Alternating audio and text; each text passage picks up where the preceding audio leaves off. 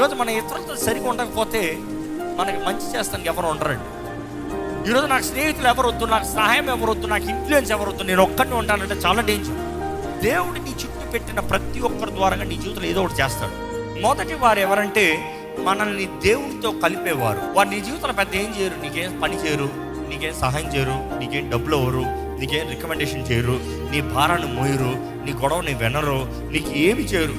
Just నేను దేవుడితో కలిపి వెళ్ళిపోతారు, అంతే వాళ్ళ పని. అలాంటి వారు కావాలి. రెండో రకమైన మనుషులు ఉంటారు. ఎవరు తెలుసా? నీ కొరకు ఒక్క చిన్న రికమెండేషన్ ఇస్తారు, నీ కొరకు ఒక చిన్న మాట చెప్తారు, నీ గురించి ఒక చిన్న విషయం తెలియజేస్తారు, నీ గురించి ఒక చిన్నది పంచుకుంటారు, నీ జీవితంలో మేలు జరుగుతుంది. మూడో రకమైన వారు ఉంటారు.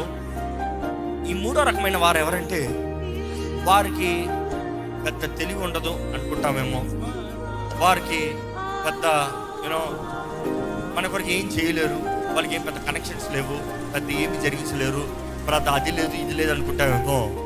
కానీ వారు ఎప్పుడు మన పక్కన గమ్మున ఉంటారు. అనేక సార్లు చూస్తే అలాంటి వారు చాలా ప్రాముఖ్యమైన వారు. నాలుగో రకం ఉంటారు. ఎలాంటి రకం ఉంటే మాత్రం నిజంగా గ్రేట్ అండి, you are blessed by God. వాళ్ళు ఎలాంటి రకం అంటే వారి ధన్యులో చెప్పచ్చు.